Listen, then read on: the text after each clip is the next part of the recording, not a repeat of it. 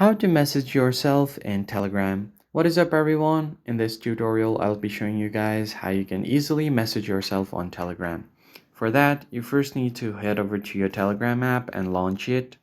Once you open up your Telegram, you'll need to find something called saved messages. So I've previously messaged myself, so I have the saved messages option right here on my inbox.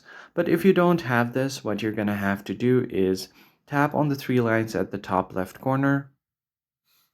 And then from here, right below calls, you'll have the saved messages option. Go ahead and tap on it and a new chat will appear on your screen. So this saved messages option is basically like your own cloud storage in Telegram. You can write anything here, or you can send a picture or save anything like these kind of GIFs on your messages to yourself on Telegram.